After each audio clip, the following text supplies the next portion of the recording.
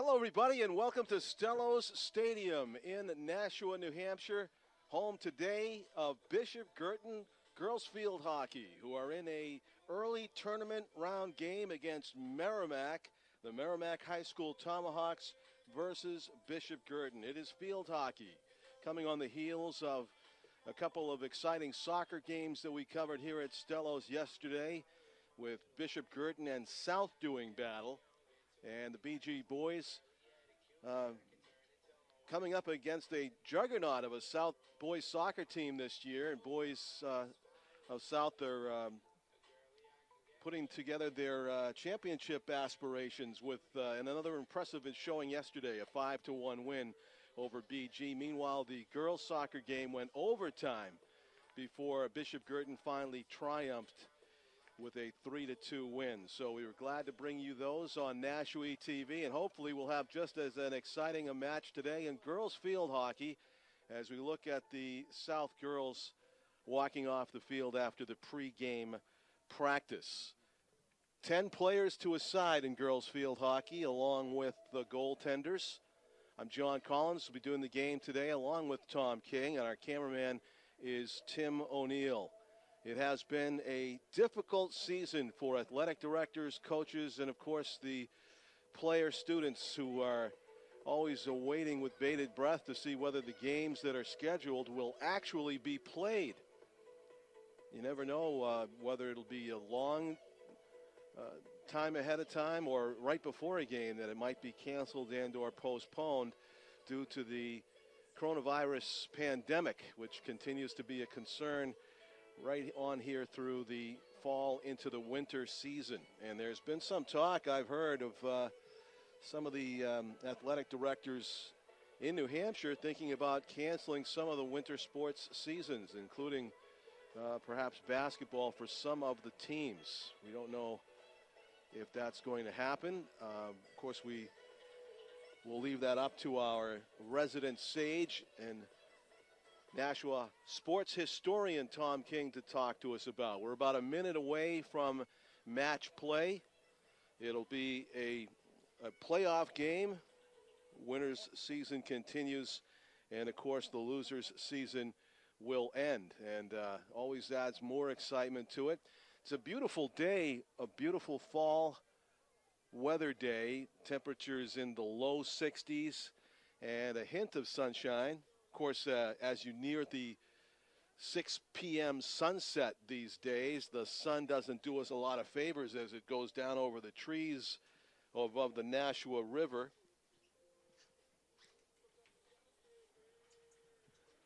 So with the partial sunshine and the overcast, it is a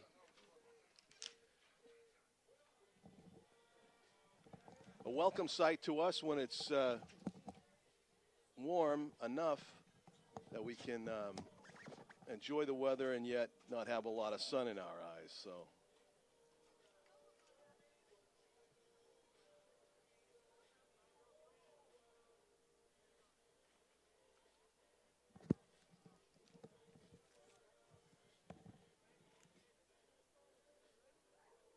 So we welcome Tom King, and we're in the playoffs already, Tom.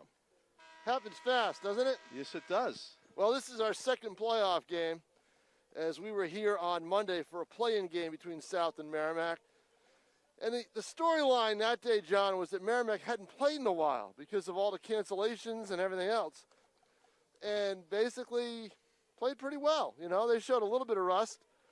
But the one thing they did, John Collins, was dominate time of possession. That's not going to be as easy today because this is a Guertin team that has some veterans on it.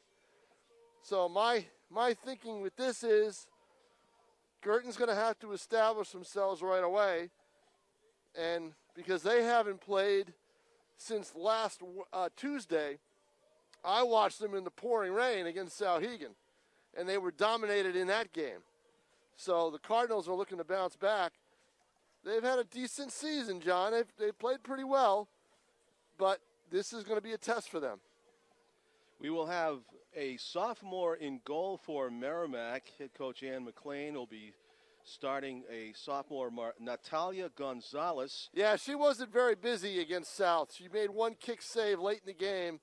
But see, South in that game, John, was without Caitlin West, their big scorer. Oh, yep.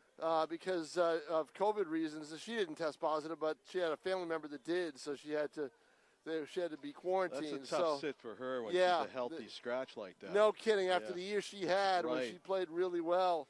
So, she was not allowed, not able to play and had to be quarantined. So Merrimack didn't have to worry about that too much. Today they're going to have to watch players like, Brooke Yabrudi and Lindsay Holt, who have we've seen Guertin, John, here before in field hockey tournament games, and they can be very aggressive and really push. And they played well here in the tournament. Excuse me. But they've also lost some tough games. If you remember the Londonderry game we did a couple of years ago when they lost late in overtime. And then they won a game the next year in overtime. Last year they made it all the way to the semifinals, as did Merrimack. These were two semifinalists last year. They both lost in the semis, but one of them is looking to get there. Only one of them will have that chance this year after today. Today is a preliminary round game. Quarterfinals will be, I believe, Saturday. So Monina Tosi will be the goaltender for Bishop Guertin. She's a senior. BG coach telling me before the game that she will probably go to McKenna Riki, the junior goaltender, for the second half, although that's just an option. They split last week against they split a lot during the course of the season. This season has all been about playing time and just getting these kids the opportunity to get out there, Right. But make no mistake about it, Guertin wants to win this game. And Erica Shareth has an interesting assistant coach, John Collins, who we've seen on the athletic field before. Cam Holt, the hockey player that we covered all those years. Really? And his sister is on the team. Lindsay Holtz. And he is an assistant coach for this team. Okay. I asked him how he liked it. He says he likes it. It's pretty interesting. But that's Cam Holt down there, checking the lineup card and everything else. With his back to us? With his back to us and the mask on. Did he graduate? Well, he graduated from Guertin, yeah. When did he graduate? He looks like a grown man. Yeah, Cam Holt graduated, I think it was 4 or 5 years ago. Okay, yeah, that's what I'm saying. UMass Lowell was his next spot, and I believe he's still there. So, okay, yeah. But not quite positive. But either way, he is coaching and has been really a valuable asset to first-year coach Erica Shareth. Nice side story there with the surprising addition to the coaching staff for girls field hockey. So we're about to get underway. And what is it, 4 15-minute quarters? 4 15-minute quarters. So right, it's Tom. different from the half times that we used, from the 30-minute halves we used to have. That's Tom King. I'm John Collins, our cameraman Tim O'Neill, and we are underway for the first quarter of play in the preliminary round of the New Hampshire Interscholastic Athletic Association Girls Field Hockey Tournament for 2020. Congratulations to all the game officials that made this happen in light of what is going on. It's remarkable just to be out here and having the matches at all. So welcome, everybody. If you're seeing this on a Wednesday, October 21st, just after 3 o'clock, you are seeing it live on Nashua ETV. We'll see who gets that all-important first goal here for a hot start to their playoff game, if they can manage. It's a low-scoring sport normally, so goals are at a premium, and that's why the first one is all so important. You will often see scoreless quarters or halves or even most of a game sometime, but hopefully that will not be the case, and we'll have more goals to call and highlights to show after this one is over. We're on the Mata Field turf, which is in really great shape once again. Did have some rains this week, but aside from some mini puddles in the stands, the field looked primarily dry and exceedingly playable for these girls to put some passes together and maybe some goals. So see who gets their first scoring opportunity. Merrimack, of course, in the all blue, And Bishop Guertin in their home whites, trying to defend in front of goaltender Monina Tosi, who is looking to her right. She wears number 77. And a free hit for the the Tomahawks, as they bang one off the side of the net. No need for a save at all there for Monina Tosi. And it's the Cardinals' possession as they try to come out of their own half of the field and make something happen offensively. Bouncing ball is corralled by the Tomahawks on the near side. Trying to slide that into the middle. Number 1 is Avery Hui. Avery Hui with a nice centering pass and ends up in the goal on a deflection. And it is a pass from Hui, and the goal scorer making her way back to the middle of the field.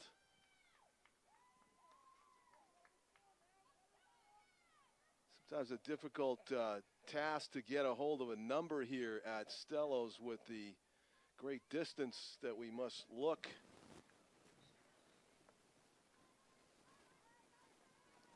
But it was somewhat of a one-timer deflection into the goal. Merrimack leads it 1-0.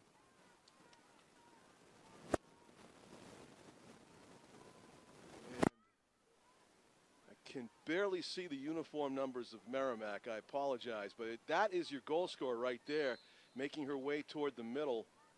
That tallied the first one for Merrimack. She centers the ball in the middle of the field, and it's shot on ahead. In field hockey rules, you're not allowed to score outside of the circle that you see surrounding goaltender Monina Tosi. Balls must be struck for a scoring play inside that circle.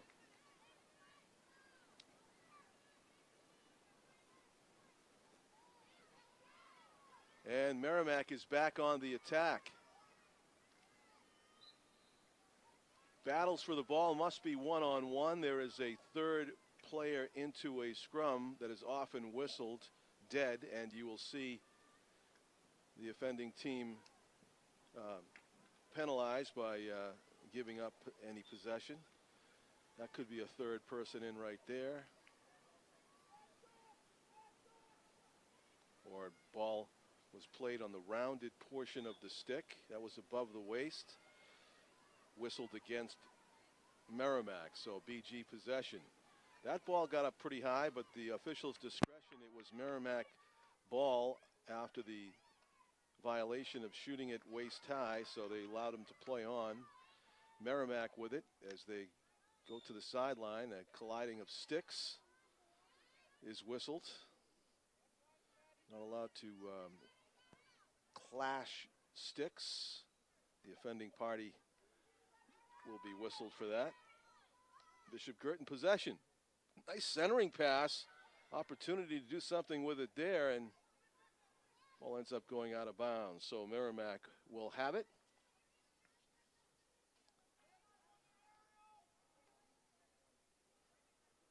Merrimack strikes first, 1-0. They lead it here, and the goal coming in the first 2 minutes of play. First 3 minutes of play, perhaps.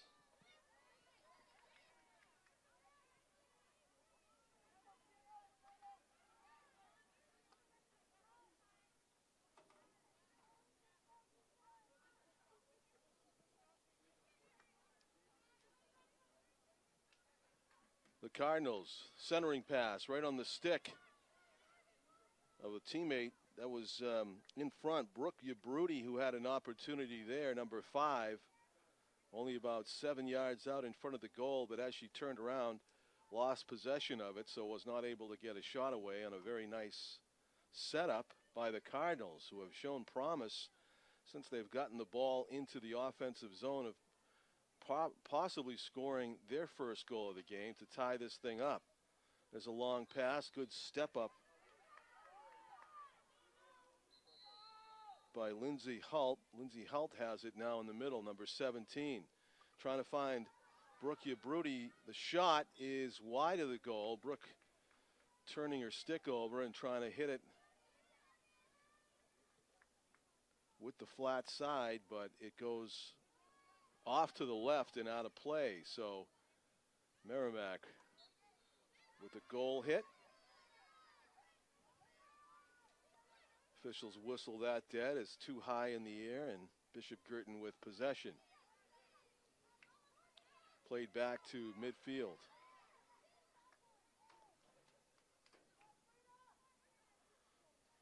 And to the right.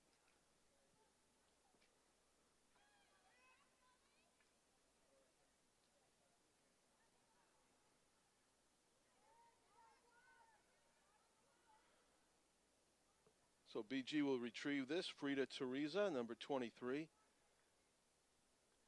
Hands it off. Moira Thompson trying to clear it into the middle. Free hit called for the Cardinals as they make progress here. This is Lindsay Helt with it. Stick handling, a couple yards, throws it in the middle, and it is a whistle against the Cards.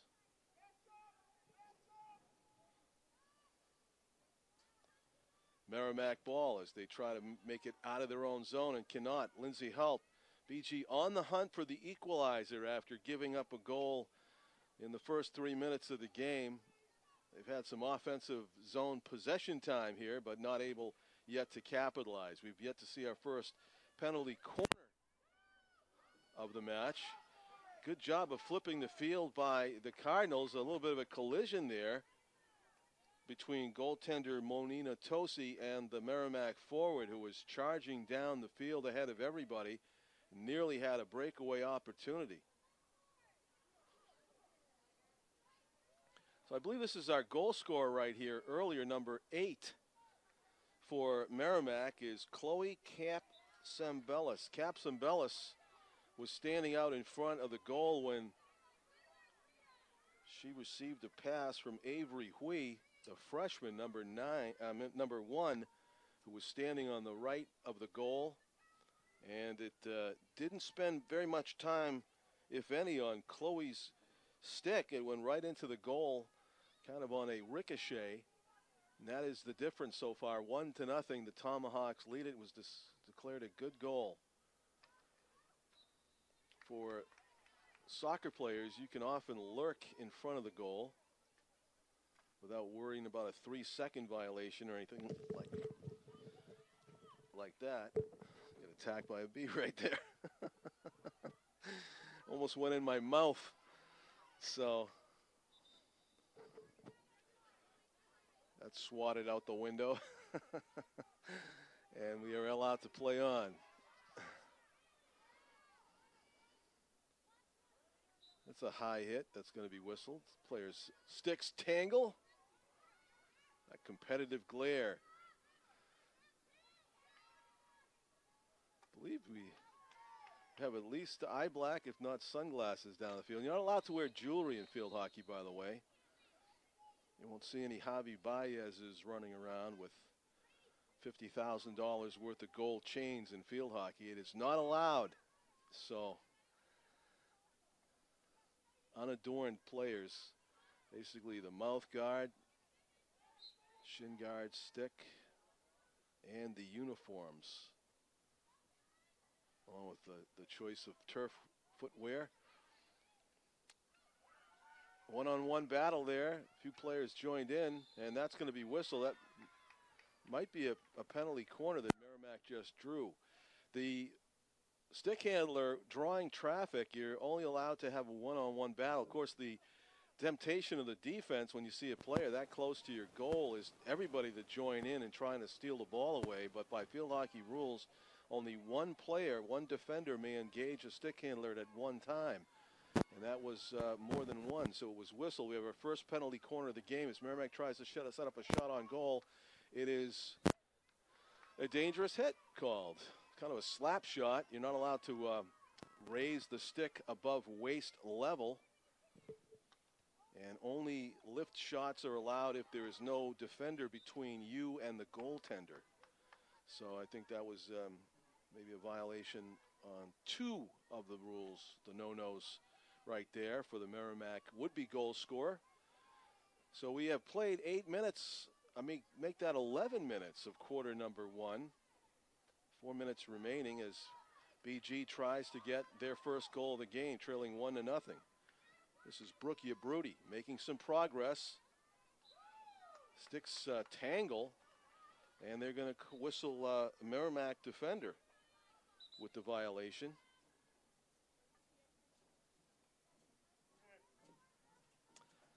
Unable to play today for Bishop Guertin is number 16, Stephanie Reap, out with an injury. You'll see her at the scorer's table during the course of the game. Tough to miss a playoff game, but she is in uniform and here and supporting her teammates in their preliminary round opening game of the field hockey tournament.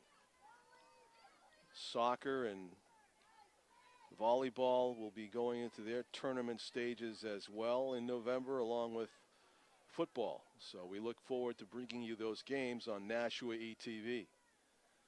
Merrimack has defended well. They have not yielded a penalty corner yet. They have not yielded a quality shot on goal yet. So Monina Tosi has seen a lot more action in the Bishop Guertin goal than has the sophomore goaltender for Merrimack, Natalia Gonzalez. Merrimack now with some offensive zone time. 2.5 minutes to go, first quarter. Still a lot of field hockey to be played. Stamina will play a role in this game, no doubt. To see if it'll stay 1-0, very doubtful. It'll depend on who can keep their gas tank fueled. Now a save by Tosi. Ball goes out of bounds off of a Merrimack player. And it looks like that, no, I guess we're going to say it's Merrimack possession. They pointed toward the Merrimack end. That was the official's way of designating that they're going to award this possession to a Tomahawk for a free hit. 25 yards out. Merrimack backs away. They try a long shot, and it goes wide. Had that gone straight into the goal, it wouldn't have counted by the field hockey rules that we read. The goal scoring strikes are supposed to come from inside the circle to discourage those kind of big blasts. That one is a illegal hit by BG right into the upper body of the Merrimack player, so that's immediately whistled. And Tomahawks will have possession in an advantageous part of the field. Into the middle, saved by Tosi. She goes to the turf to make a kick save with her right leg. Monina with a very active save, well off her goal line. Don't see that very often in field hockey, but she made it work. And now BG had an opportunity to go on a break-in, but lose it right at the midfield stripe. So at the 50-yard line, Merrimack trying to make some hay here in the final minute of quarter number 1. Just 35 seconds left. BG flips the field with the clear in. Tomahawk defense is waiting. Guertin has it. 24 seconds left. Her shot was immediately blocked and deflected out toward midfield. So the Tomahawks back on the attack with possession. And good hustle by BG defender Frida Teresa, number 23, getting back to intercept. By field hockey rules, you're not allowed to back check and strip a ball away from behind, as you can in ice hockey, of course. You're supposed to be shoulder to shoulder or in front of the opposing player with the ball. So that adds to the difficulty of play in field hockey oftentimes. So one field goal for the Merrimack Tomahawks in quarter number 1, the difference in the game as we go to the break between the first and second quarters of play. Preliminary round playoff game, Bishop Guertin girls hosting the Merrimack Tomahawks here at Stellos. Tonight at 7 o'clock, we will be live with the South Band Night. This is the Purple Panther fans' only opportunity to get a look at the Nashua South Marching Band this season. That is live tonight at 7 o'clock on Nashua ETV. That'll be a Wednesday, October 21. We welcome the Merrimack fans watching this field hockey game on Merrimack TV. So an opportunity to see girls field hockey live. How many times can you say you've seen that? So here it is from Stello Stadium, late afternoon game. Welcome everybody wherever you're watching. I'm sure friends and family members of the Merrimack girls are very proud of their play in the first quarter that saw them at least split possession time. If maybe Merrimack could have had a slight advantage, they definitely have the upper hand on the scoreboard, leading 1-0 on what I had as a goal by Chloe Capsambelis, the senior forward and midfielder, on a pass from the corner by Avery Hui, a freshman, about 3 minutes into the contest. And that is the difference so far as we watch the BG sideline there. I believe that is the assistant coach, Cam Halt, who is talking to the troops, including his sister, Lindsay. Number 17, they would like to win this home game, but they have an uphill battle now against the Tomahawks, who came out firing early. Not out of the question that a team with a less than stellar record could put things together later in the season, especially in a team game like that. You often see that dynamic in the NHL, where it's not always the team that has the great regular season record that goes on that Stanley Cup run. So Monina Tosi jogs back into goal for Bishop Guertin. Returning to her line for the Merrimack Tomahawks is Natalia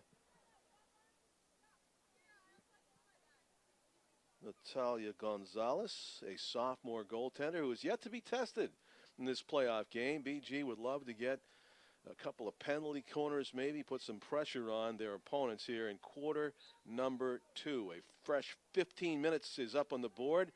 BG with the opening faceoff. Brooke Yabrudi drops it back to Lindsay Halt. Lindsay plays it on ahead, and Bishop Guertin, opportunity to get that loose ball, but ball went off the foot of Bishop Guertin forward Elise Fasano, hustling downfield, and it was whistle dead. BG immediately steals the ball back. Now the whistle goes against the Tomahawks as Lindsay Halt will take it. Oh, she has to give it up. Excuse me, went against BG as they give the free hitter 5 yards of space. Ball knocked down the field. This is the one game where I wish I brought the binoculars because of the difficulty in picking up the Merrimack numerals at distance.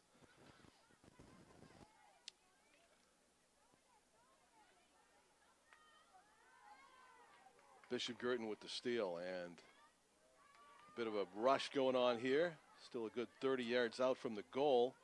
Finding the ball on her stick, Stephanie Colombe, number 10, a senior. Ball hit down the sidelines. Merrimack successful in taking the ball into the offensive end of the field. Good step up there by Guertin to intercept the 5-yard pass. Teams trading possessions. Loose ball in the mishit. Halt trying to feed it on ahead to Yabrudi. Shielding the ball with her body as she works her way in. Brooke wheels it in the middle, and that might be the first penalty corner of the game for the Cardinals as they draw it here in quarter number 2. So we are 17 minutes into match play in this preliminary round playoff game, and BG has earned their first corner hit, and it'll be Brooke Yabrudi doing the honors. Interesting stack that you see Bishop Guertin going with in the middle.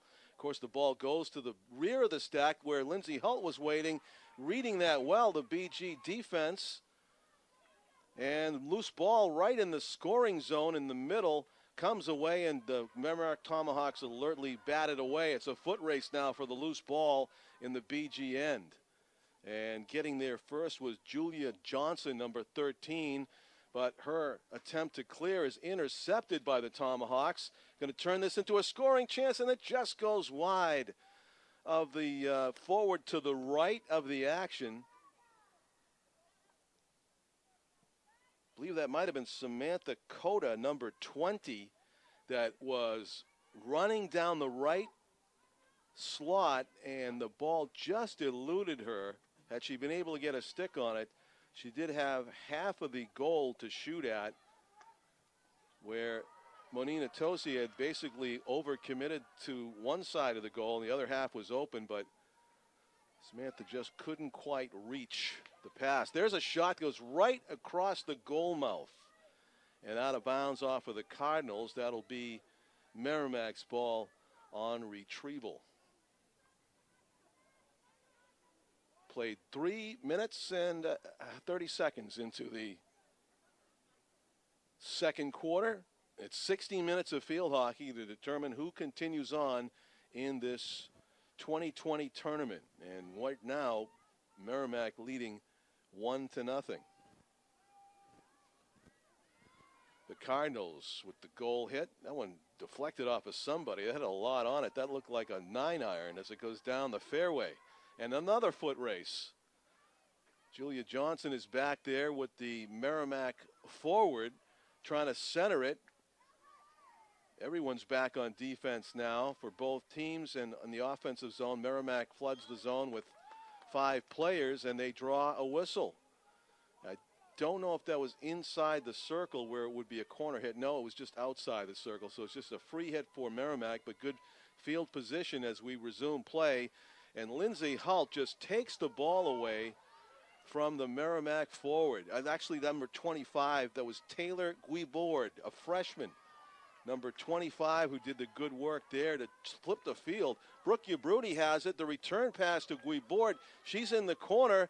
What hustle. She went the length of the field. She has got to be gassed as she took the ball and her teammates down with her from end to end before it is whistled dead, and she draws a corner hit. So a tremendous burst of energy and inspiration there from Taylor Guibord, number 25, the freshman, who got the big intercept in her defensive zone and then took it all the way down the field and eventually drew this corner hit for Brooke Ubrudi and the Bishop Guertin Cardinals, who are playing with a sense of urgency here in this playoff winner-take-all game, down 1-0 on their home turf, trying to get a shot away. Guibord might have hit it with the back of her stick, and it gets whistled, and so it will be, let's see, what will it be? Can't make any assumptions here. Another corner hit. Merrimack got whistled for the violation there, playing defense, scrambling in their own zone. So Brooke Ubrudi will do a repeat here. She tries to pass it to a teammate in the back. It's going to be Lindsay Helt, passes it off. No, Lindsay Helt received the pass from Guibord. Loose ball in front. Guertin with a great opportunity here. And the whistle. We have sticks clashing. And again, that's going to go against the Merrimack defense. We will do another penalty corner. This is a dynamic that we saw just a few games ago here on Nashua TV when in the North-South game, where one team was continually earning penalty corners until finally the dam broke and the defense allowed a goal to go through. But the pressure is relentless here by Bishop Guertin as they look for the equalizer halfway through quarter number 2. There's a whistle, and that will go against the Cardinals. So the pressure is relieved here on the Merrimack defense for the moment as they try to clear it out of their own end. Nice redirect, gets it past the 50-yard stripe. Bishop Guertin's first back to get it. Frida Teresa, number 23, doing the work there, but Merrimack gets the best of the one-on-one battle. Far sideline. Chloe Capsambellis taking the ball in deep, trying to get it out in front. Capsambellis with the game's only goal.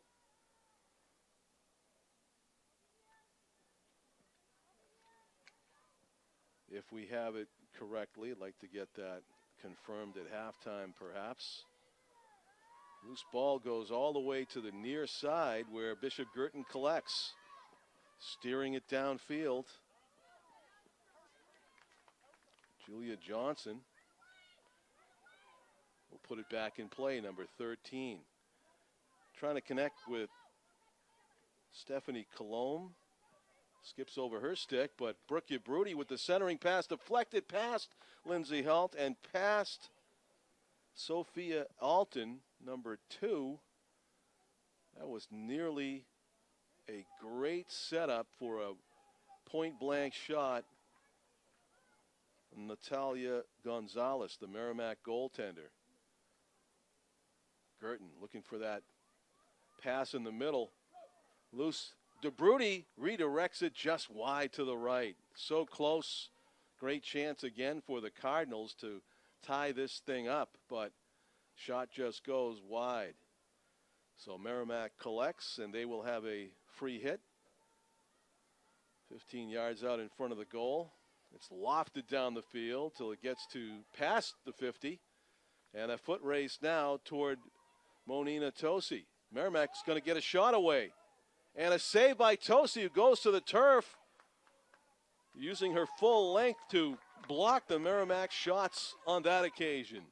Merrimack with a counterattack at top speed, and Monina Tosi had to go to the turf to preserve the one-goal game. Well done by the senior netminder for Bishop Guertin.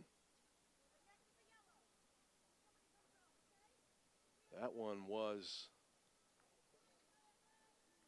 danger zone for Bishop Guertin after spending so much time in the offensive zone with multiple corner hits.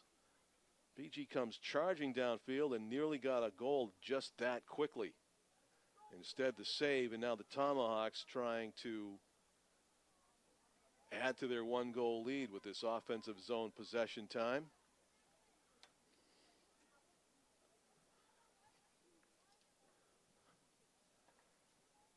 Exciting day at Stello Stadium in Nashua here on a Wednesday, October 21, with the Nashua High South Band Night being held at 7 o'clock tonight. An opportunity, one and only, to see the Nashua High South Marching Band in action for the only time in this season.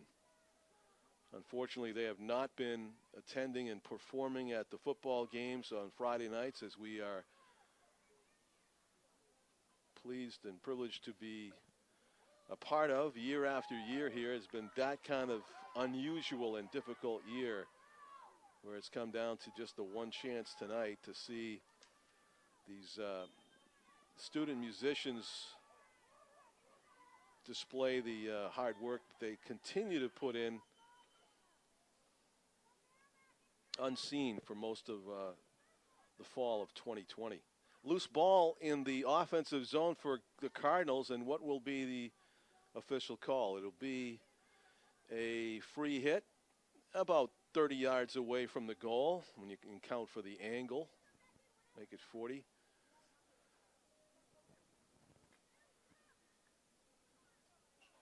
Merrimack steals immediately, and they find some open space near side. Good step up, though, by Julia Johnson of Bishop Guertin, manning the near sideline, trying to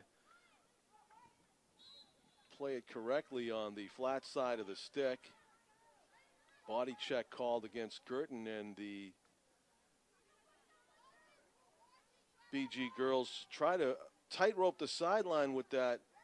The Merrimack tried to tightrope the sideline with that clearing shot, but it went out of bounds right into the feet of BG coaching staff. So we resume play. Stephanie Colomb in a good spot. She clears it up ahead, trying to save it before it goes over the end line. Brody can't quite get there, so it's Merrimack ball. In the shadows of the football end zone here at Stellos, but they will take it out. Officials want to give the free hit. 15 yards out is where you drop it after it goes out of bounds back line. Lindsay Halt steps up in the way of that slap shot clearing pass and intercepts. Nearly had a chance to set something up for the Cardinals before the Merrimack defense blocks things from happening yet again. The substitution by Merrimack in the course of play, you must run all the way to the 50-yard line to substitute. You can't just run out off the sideline like you can in, say, football anywhere. It's got to be at the 50 in field hockey. Julia Johnson with the play in here, looking for a teammate. Colomb in the corner. Stephanie wheels around and gets it to Brooke Yabruti. Yabruti playing with the flat side, trying to get it into the middle to Lindsay Halt or Sophia Alton, but it is deflected out of bounds off of, off of a Merrimack player. So it'll be Guertin possession outside the circle. They play it back. Halt with a one-time attempt. It goes off her foot, though, and that gets whistled dead. Merrimack ball. 2.5 minutes to go, second quarter. In the first half, 2.5 minutes remaining. Merrimack enjoying a 1-0 lead with that goal that came about 3 minutes into the contest. Back in the first quarter. Merrimack has maintained their goal to our left for the first and second quarters. I imagine they'll flip the field in half number 2. Tomahawks trying to come out of their own end, and Lindsay Hull picks the pocket as she tries to center the pass. Merrimack ends up with it.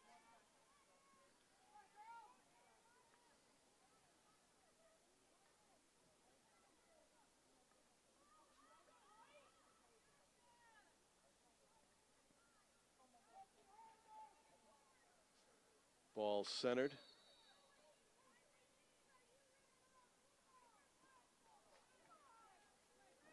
Merrimack clearing it up and through and over the end line. So BG will have possession of this out at the 15 with 1:20 to go in the first half.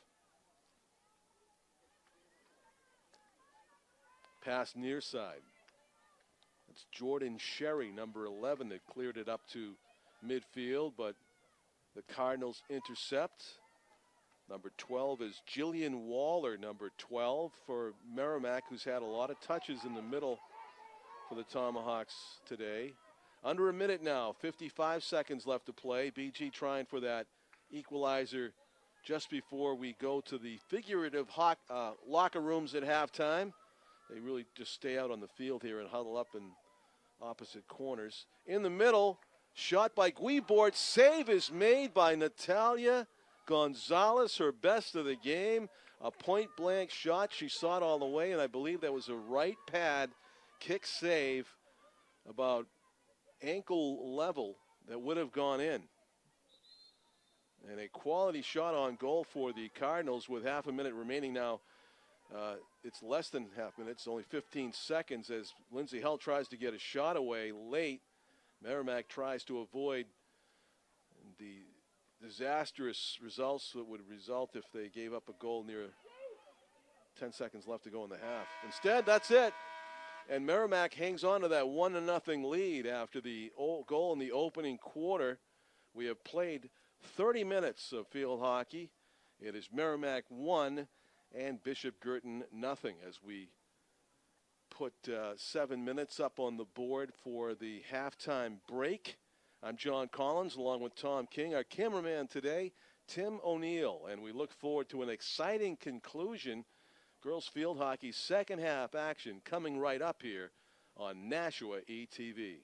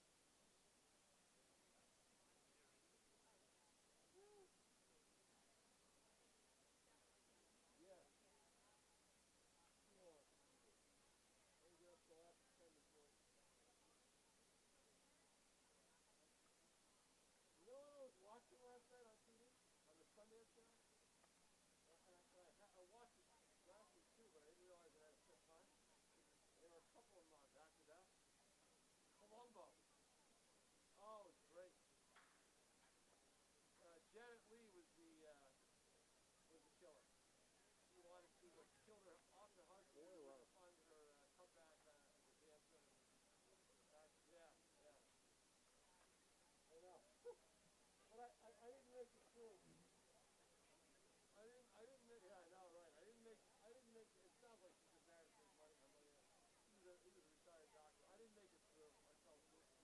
I had like 15 minutes to go. I dozed off on the couch. But I read online because I wanted to see who is that woman, and I found out it was Janet Lee because I Googled famous Colombo guest stars, and it was her. It was just, well, basically you said the episode, and I was just, I mean, info on my guest TV was just, that's hardly episode. I forget what it was. So, second one, I don't know, there was another one on after that, I think, but I wanted to see the end of this because it said she was the only one who never arrested. And I don't know how that ended up. You know? I don't know how that ended up and why that was.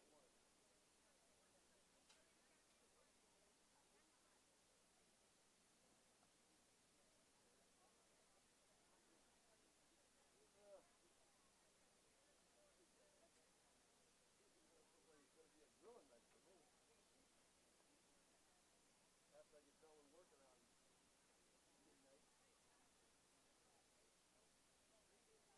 Well, I got to close the World Series, but I won't have. I shouldn't have to work all the way up to it like I did last night.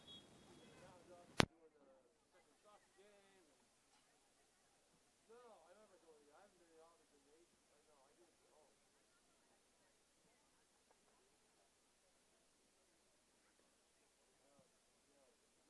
I do it at home. I won't go to a restaurant, outdoor, indoor. I mean, I won't even get in the box with you. You know, I mean, I did these games out here yesterday.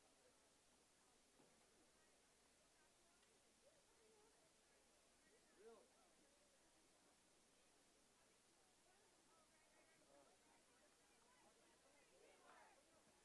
Ever played golf? When you was out playing golf and somebody had it? Oh, how'd you do it? Oh, that's not good. Why? You know, I'm 61. I'm not going. I'm not going anywhere except to work and home and the grocery store. You know, the Foxborough, but we're masked and we're inside, but we have plexiglass. Still, I'm not going anywhere. I'm doing more than I did in the summertime, but I mean, you know, I didn't go to the bank with all the checks I got. I mean, that's, you know, I got to do that because I need the money. You can? I didn't know I could do that. I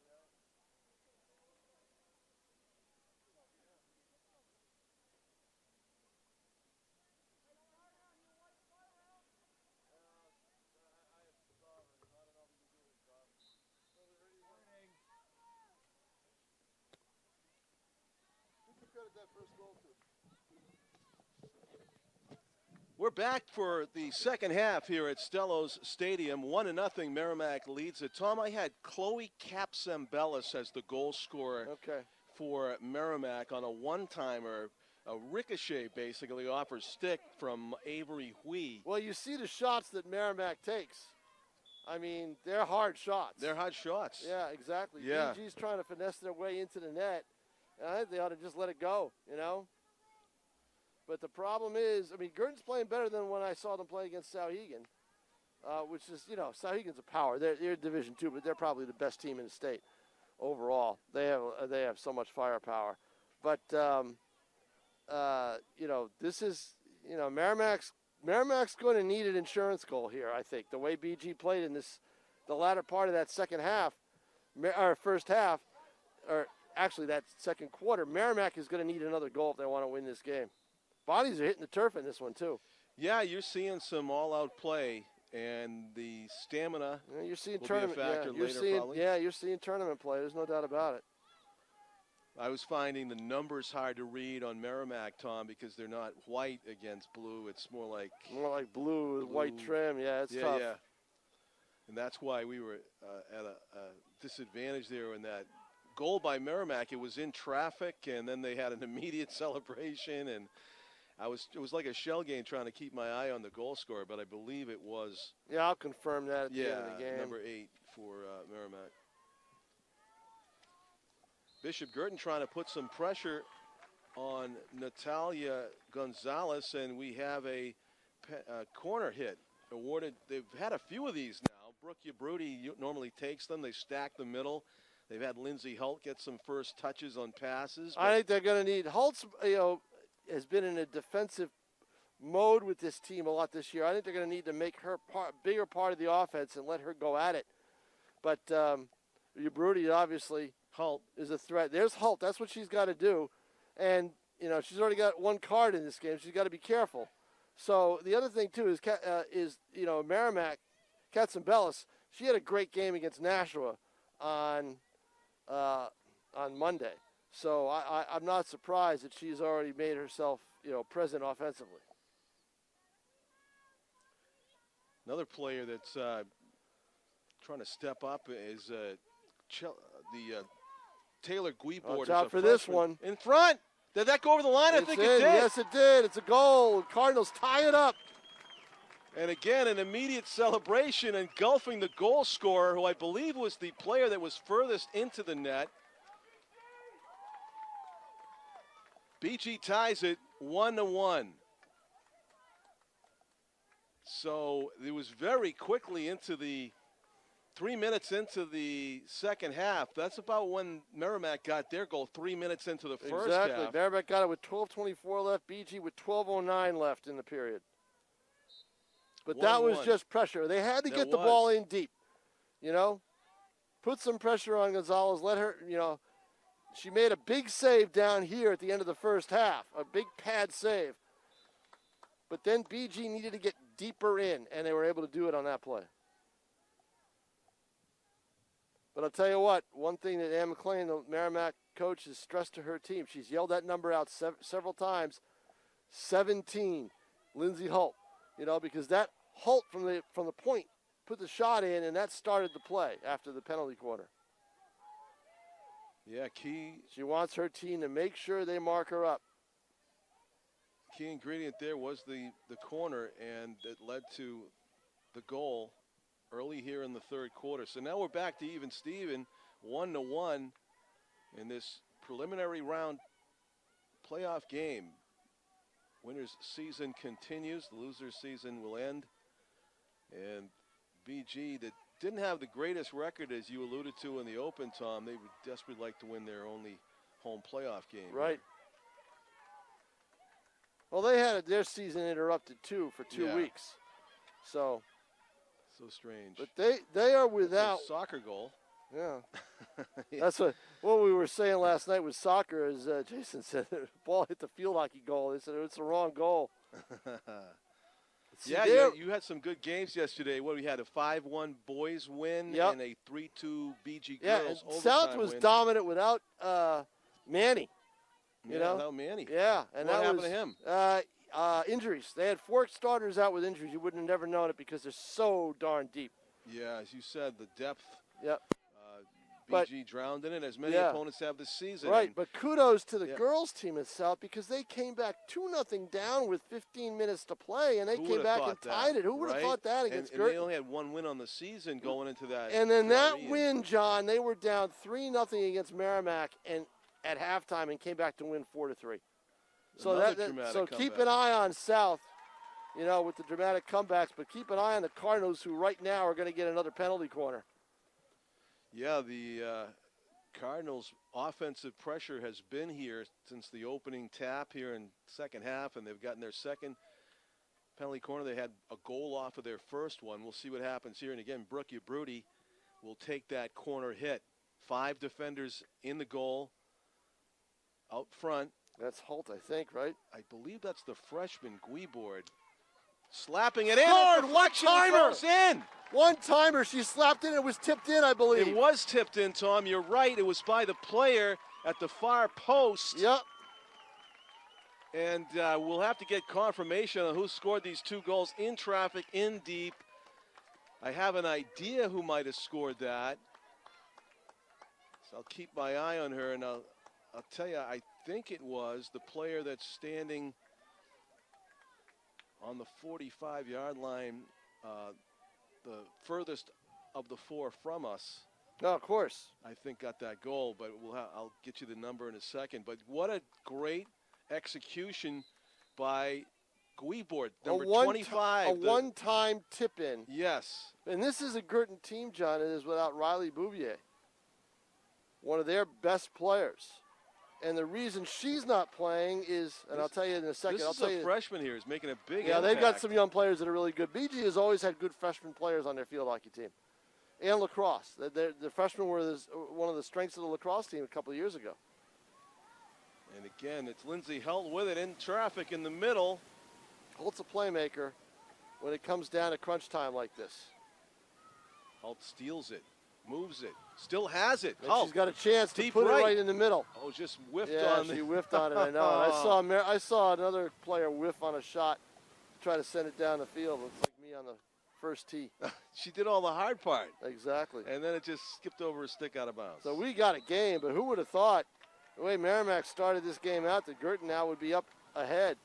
You know, because that's the one thing when you're talking at halftime is how to play that second half up 1-0, thinking that maybe you had another opportunity because goaltending, BG was strong in that first half.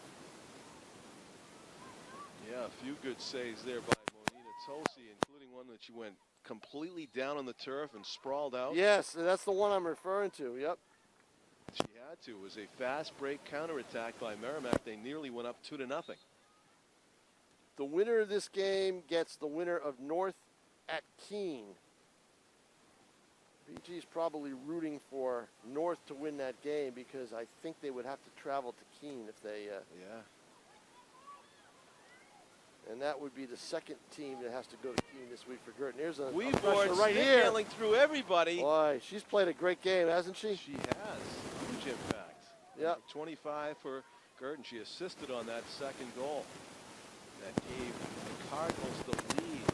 7:20 to go third quarter. But if I'm in McLean, I'm just saying Guertin's getting the ball in too deep. You can't allow them to get that close. Yeah, time after time. Oh, has it been 3 or 4 times, I think, in this half, right? And they had a couple of opportunities in deep down at the end of the first half. Too much for Merrimack, great for Guertin. John, the BG football team is going to have to go to Keene Friday night for a play-in game in Division I football. There is no BG South game here on Saturday night. Right, that's so because the a change in the yeah, schedule. You're right. Well, because of the play-ins. Right. But Bouvier is not here today for BG because she went to the University of Maryland, I believe, for lacrosse for a visit. And what happened? Either lacrosse or field hockey. Nothing happened, but you got to state. You got to come back quarantine. Oh yeah. So she's not been able to play. So she's probably doing school remote and not able to participate, and that takes her basically through the tournament. That's a tough loss. Did she know that before she went? Well, John, I mean, it's life, right? You want to make your next step. You've got to make your next visit. College is a lot more important, and I think if it was lacrosse, that's her sport. So. Remarkable step up there by Rita Teresa, who actually saved a Merrimack player from getting thwacked with that ball about waist high. She was able to intercept it with her stick. And now a big free hit. Yeah, that was a dangerous hit by Merrimack. It got whistled, and it could cost. And that's going to go all the way through. Look at that. See, you got to be able to pick that off if you're Merrimack. That was hit slowly enough, and now it's going to be another penalty corner for Guertin. Right. 5:30 left to play here in the third quarter. But BG's got to go to Keene in football, John, and my opinion is they should not have to. They are the higher seed by the draw, but Keene is awarded the home. Keene gets the home game because it's an agreement because Keene won't travel to Nashua. Loose ball in front, and it is a goal across the line. Wow, another goal. The Cardinals' pressure has been immense in this half, and it's paid off 3 times. 3 goals here in the third quarter. What a half for Guertin. This is probably the best half they've played all season. Incredible. And again, a flood of BG players were in the crease area, And it could have been anybody that pushed it across the line, but the officials were right there. It's the third goal of this third quarter and third goal in about what a dominating period for BG. The thing is, they've got to make sure they don't get dominated on the other end. Right? Right. Yeah, I'd say they got 3 goals in about 7 minutes. Oh, they did. It fought well, 5:05. So yep. 50, the 12:29 to 5:05, 7 minutes. And if I do my math right, 7 minutes and 24 seconds. And who knows if they put any more in. I wouldn't bet against it the way they have started here in the second half. Exactly. And Merrimack seems at a loss to stop the bleeding. It's just been a offensive zone fest for the Cardinals after the halftime break. Now Merrimack down the field a little bit.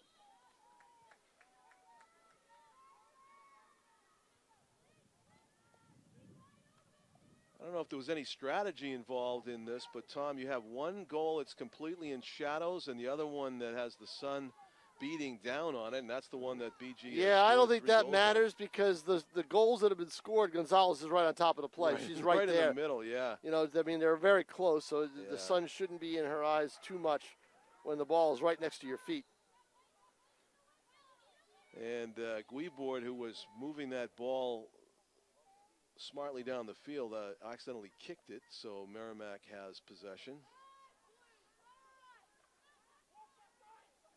And they lift it down the field. That was above the shoulders, and they let him play on because it was a violation that would have went against Merrimack, and BG had possession. They're allowing a lot more of those hits these days. It does seem like that. Here comes Guibord. The lift shots. Here it is. And just lost control of it. Exactly. She had 3 teammates ready to receive a pass. Yep. Alertly in front of the goal to only 2 defenders, and that's the problem for Merrimack. Had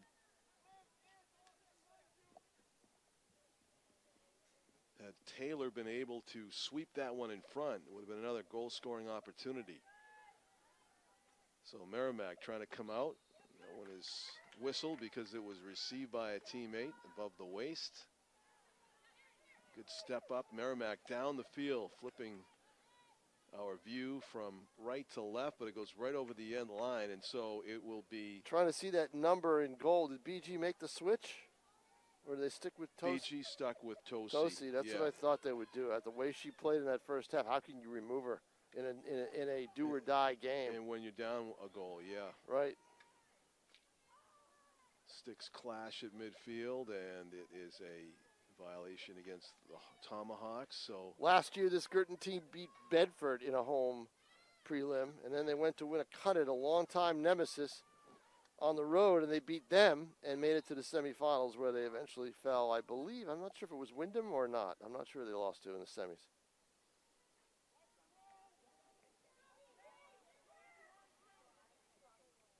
And Merrimack had made the semis as well. But not this year. Only one will be able to move on. There's another ball, and Gonzalez has to kick it away. Good kick. Yeah. Problem is, I don't think she kicked it strong enough and wide enough. But luckily, Merrimack is able to retain possession. Yeah, foul called against BG gives the Tomahawks possession at their own 15. And a good step up and interception by the Cardinals, though. In front. Look at this. Having trouble clearing it away. Yeah, these are possessions that BG should not be allowed to get in terms of being able to get in deep. But don't forget, Merrimack, as Ann McLean said, they had some things they had to work on that they noticed in the South game, and they've had a day and 2 games in 3 days where they hadn't had 2 games in almost 2 weeks. So it's a little bit, maybe the fatigue has set in a little bit already. And the Tomahawks clear it away. Yeah, right now it's all BG. It's as dominant as I've seen a team be against the Tomahawks in a short amount of time, as we only have 30 seconds ticking down till the end of the third period. You're Broody in traffic, yep. And it's what is that? She inside the circle? Is it going to be a corner hit? A card is shown. Well, let's see who that is. It's against Merrimack. Yeah, it's green or yellow. Might have been green, might have been a warning. Green was what Holt got. Okay, that's a preliminary warning card. Yep. Of course, 2 minutes. Yeah, you got to sit out. Yeah, you got to sit out for 2. Possession for the Cardinals. And now the clock will restart. 19 seconds left. Now the whistle blows. Yep, and the Tomahawks have it. So right. Violation. The official wants to reset the ball back. Yeah, and Chris Holt wants to know what the heck happened. Or Cam Holt. 17 seconds to go.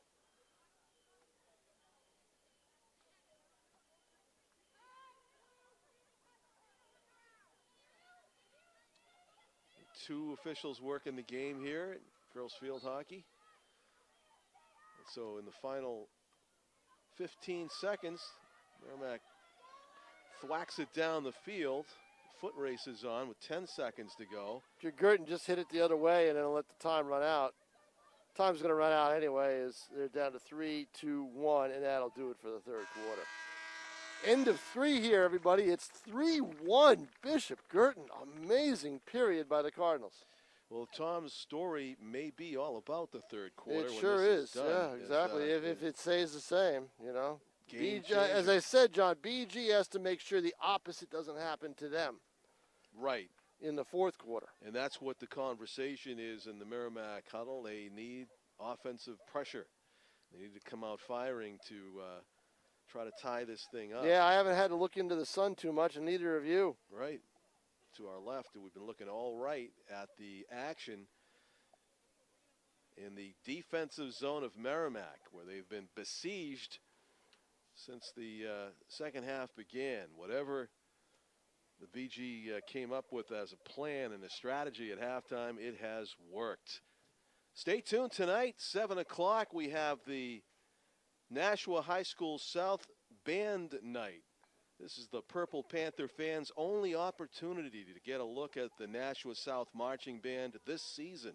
That's live tonight at 7 on Nashua ETV. And once again, we welcome our Merrimack fans watching this game. Yes, that's right. We are on Merrimack TV. Yep. Tom, you were talking about the boys, South boys soccer team, and it's an exciting prospect for them as they go into the playoffs. Do they have championship aspirations? Yeah, oh, definitely. They feel they can play with anybody. They know Manchester Central may be the other team that they have to watch out for down the road, but you know, and you know the draw. I mean, you throw the records out the window, basically, literally, because the draw is all blind, and they'll have to play a play-in game. But guess who they get on Monday? Nashua North. Second year in a row, they get Nashua North for their first tournament game, which is not exactly what they like because it's a rivalry game and anything can happen. Wow, I'd like to do that game. Hopefully, we'll see if Pete can manage it. Oh, I'm pretty sure we'll probably be there. It'll be. You know, I'll be there. Yeah, I know you'll be there. It'll be. Although, you know, this North is against starting South to get into the time of year where I can't be. I need to be, but can't be in two places at once. Right. So you can almost hear what's going on in the BG huddle. And some of what's being said is... Well, it's all players huddle right now. Yeah, don't let up, I suppose. Meanwhile, the Merrimack team huddled to our left. They are ready to play the fourth quarter. We have a fresh 15 minutes up on the scoreboard. As we watch goaltenders return to their respective frames. It's Natalia Gonzalez for Merrimack. She's doing the goalie jog. Tosi kind of making a nice leisurely stroll. Kind of a statement on their halves because Gonzalez has been busy while Tosi has been basically on a stroll the whole third quarter. Not tested in that third quarter, where she basically watched from a distance as her teammates put the pressure on the Merrimack goal and came up with 3. Bishop Guertin was behind at halftime, and that is now a distant memory as they are in control of this one at 3-1 entering the fourth quarter. Merrimack with possession. They will play it back to go forward. which they do. And Bishop Guertin intercepts. Well, see with BG now, in this third quarter, you don't let up.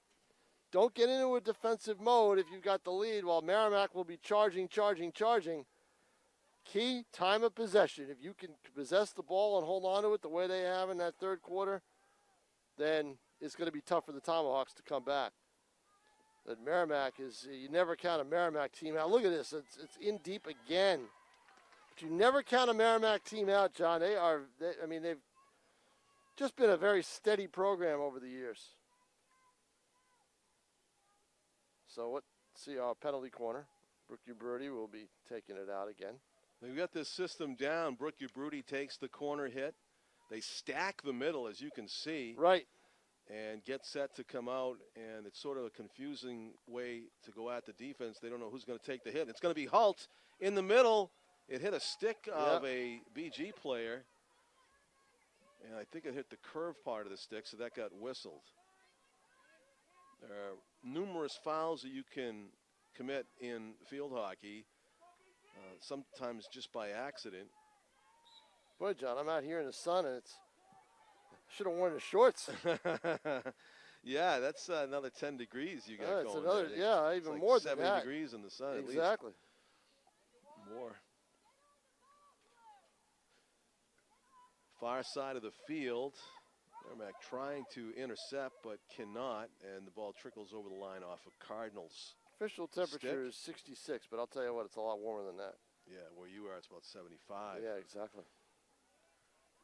If you wonder where I am, everybody, I'm out just in front of the press box at Stella's, out in the nice, fresh air, so I can distance myself from John Collins as much as possible. It's not as good as the setup that we had at Holman, where I was way away from you and didn't even have to see you. Yeah, it's your own booth. Exactly. But it does the trick, and that's where I'll be Friday night for our game with Londonderry, a football game with North and Londonderry. And I'm praying for a cold rain. Just kidding. Right, exactly. No, we don't want you. And I save there by Tosi as Merrimack puts a little pressure on. Kind of catches BG napping. Yeah, they caught me napping. Tosi saving a beauty. Yeah, no kidding. And it was a sliding kick save. She had to stretch that pad out. It's kind of forced to do that. And here come the Tomahawks, just like I said. They are going to make a run. 12-11 to play. Merrimack has that ability for the fast break attempts. Yes, they do. They hit the ball. They go the distance, don't they? 2 or 3 times tonight. Right. But see, here's the thing. I mean, this is a team with their season on the line here, John. You know, they've got some catching up to do, and they know it. Merrimack with a different formation. They spread out the recipients of the corner hit, and they're trying to get a shot away. They do. Wide. To the left. Airborne, though, which is a dangerous, Yeah. Not a dangerous hit by the rule, but a dangerous shot for the goalie to have to save. That's true, because by the rules, I was freshening up on my field hockey rules before the game, and you are allowed to lift it if it's just you and the goalie. If there's no other defender in between you and the goalie. Right, and there was none. And then it becomes a dangerous stop, as Tom said, a challenging stop. But it was off to the left, and now BG has flipped the field, and they are on offense again. Ball in the danger zone, and trickles through. Shot! Goal! Look at that. 4-1. Look at that, huh? Didn't take long at all. No, you could see that coming. It was like Merrimack was kind of standing around in their own circle, and the only person that had a chance at that last hit was a BG forward, and it's in the back of the frame. So we go from a Merrimack corner hit to a BG goal in less than a minute. John, to me, that's probably going to be the clincher. Yeah, that would be a discouraging goal. It's going to be really, unless Merrimack can equal that kind of pressure, it's going to be tough for them to get 3 goals with just 12 minutes to play. Halt in traffic trying to hit Taylor Guiboard. I think the big thing for Guertin is they can't fall asleep defensively like they did on that rush that Merrimack had. But they also need to they can't let the pressure off. If they start to get into a defensive mode, that's when you get into trouble. They can't they can't take their foot off the gas. Game is too fickle for that. Merrimack working at far sideline. They sustain a body check. Foul called against BG, but they resume play quickly. Tomahawks possession as they go deep into the corner. And they'll have a free hit from that 5-yard line. They hit it backwards, which I hate that. I just think, you know what? Keep going in the one direction that you need to go in. It happens in soccer a lot too. And yeah, I don't like that either. Yeah. I know it's a play. I know it's a play in space that you need to make, but still.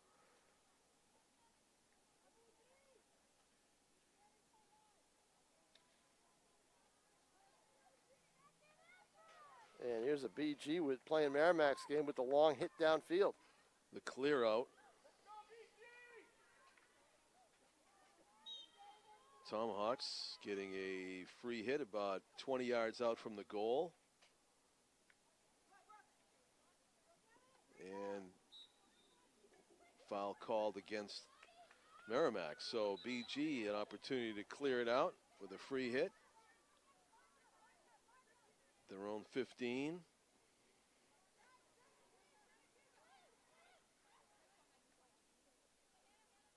So our Friday TV schedule for our viewers will have Londonderry at North football at 6:30 on Nashua ETV. Right, live.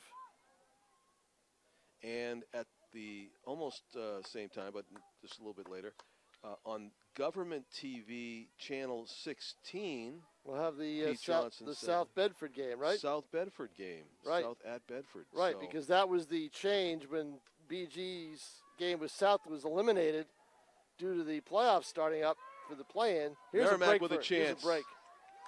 Do they get the shot away? They will right here.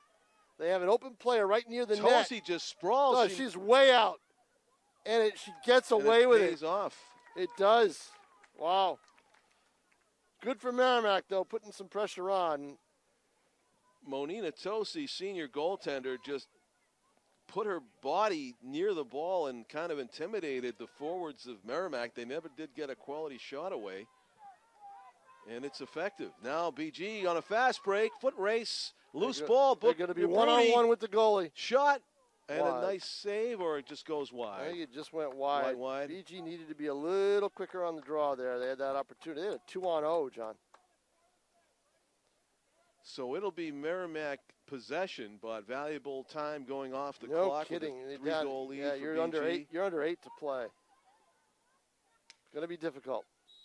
You heard the clack of the sticks, and that is a foul against the Cardinals. But and that's a yellow card. Wow. So, Lindsay Helt's got to come off. Oh, that's her second card. She got a green one earlier. Yeah, that's and the that's warning. why. And, it wasn't really any kind of a malicious play. It was just aggressive, accidental stick-on-stick. And because it was her second card, she's got to come off for a while.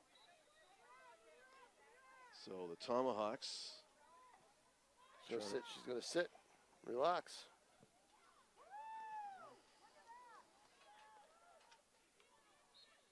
It's an edge for Merrimack not to have her on the field. But you know what, John?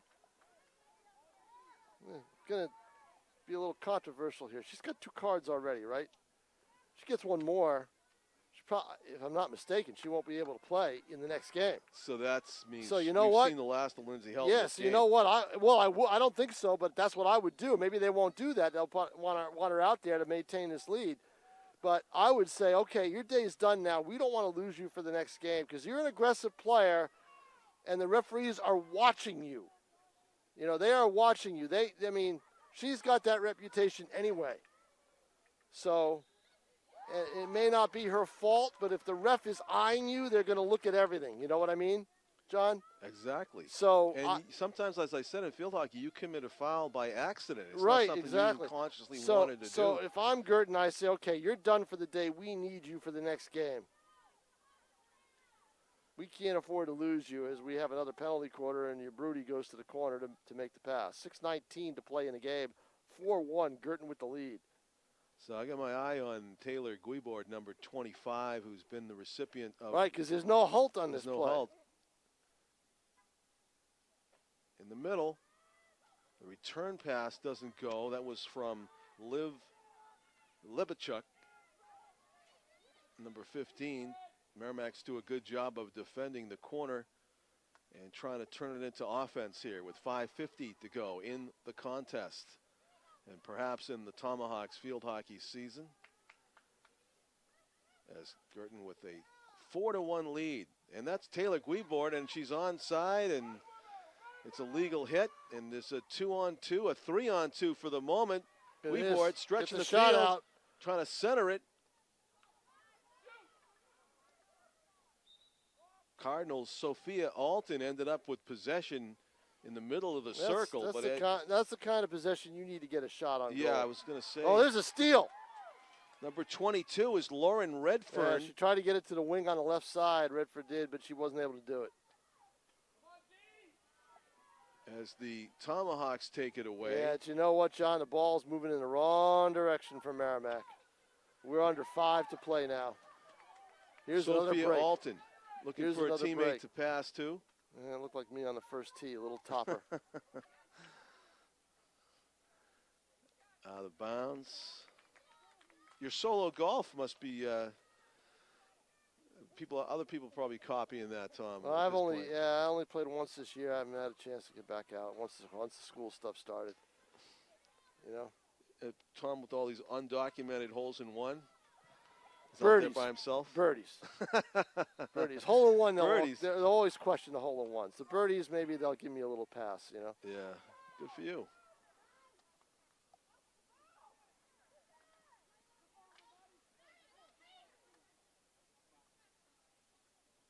Down the field we go. Brooke Brody with it, pushing it ahead. 4 minutes to go. BG nursing a 4-1 lead with the old best defense, a good offense. Look at that takeaway by the Cardinals. In front, across the goal mouth. Very hard shot that needed to be. It's all a timing play. But that was a great takeaway by Brody. Yeah. And one that the Tomahawks could not really afford. 3:41 to play. It's 4-1 BG. They will likely, unless a miracle occurs, and it would be one of our better broadcasts if one does, BG will advance to the next round. A steal, which I believe will be on Saturday, quarterfinals. Loose ball near sideline. Merrimack's number 1, Avery Hui, who got an assist on the Tomahawks' only goal. Morgan Flett, number 15, flicks it ahead. A couple of Merrimack players, Summer Lucas, lurking there, but it's taken away by Brooke Yabrudi. Yabrudi has got that great stick handling ability. Tough to do in field hockey. Clears it down the sideline, gets called for I think a stick above the waist. Boy, what a beautiful afternoon all of a sudden, huh? Yes. It was cloudy and kind of humid and dismal and overcast. And just, you know, it's going to be like this for a while, a few days. For a couple of days, yeah, exactly. Cardinals hunting for more here with 2:29 to go. Lindsay Holt is she's back in the game. And I'm with you, Tom, on that. But we'll see if she can be mindful and not do anything aggressively. It's tough to do, though, for, competitive athletes to just turn it off like that. And we are now approaching the 2-minute mark. 2 minutes to go in the game, 2:06 as it counts down. And I believe, John, this is probably it. Yep, under 2. Ball at midfield. Merrimack has kind of petered out compared to how they started this game. They were on the attack from the opening whistle. Scored a goal 3 minutes in. We were looking to the Merrimack offensive zone quite a bit in the first half, and then that all just went away with a spectacular and productive third period for the BG girls field hockey team. They scored 3 goals in less than 7.5 minutes, and that has been the story, adding one here in the fourth quarter. But it's they've shut out Merrimack in the second half. Guertin, all they need to do is just take the ball, whack it down the field, right? And there you go, right on cue. Exactly what they do, and with 1:13 to play. Merrimack, to its credit, playing hard throughout. But boy, it was just a incredible second half for Guertin. You wonder how all of a sudden that switch got turned on. You know that, John? Right. You really do. You would have thought Cam Holt was out there. By the way, he's graduated from UMass Lowell. He's now taking courses down at Lynn University in Florida, in Boca. Boca. Yep. So he's doing the classes remotely now, but he'll have to go down there in the spring, if I believe so, to play lacrosse. He's got another year eligibility, remember, because they lost their spring season last year. Wow. In front. I wouldn't want to get hit by that guy. He said he wanted to go somewhere away from New England. Yeah, I know, because he said he hates the weather. 17 seconds left to play in this game, and that'll do it, everybody. BG is going to take away a 4-1 win here against Merrimack and advance to the quarterfinals in Division I field hockey. Congratulations to them on that 4-1 victory. For Tom King and my cameraman Tim O'Neill and our executive producer Pete Johnson, I'm John Collins, thanking you for watching as we did this live telecast from Stellos on a Wednesday, October 21. The final score, Bishop Guertin 4, Merrimack 1. The Cardinals of BG advance in the 2020 girls field hockey season. Good night from Stellos Stadium, everybody.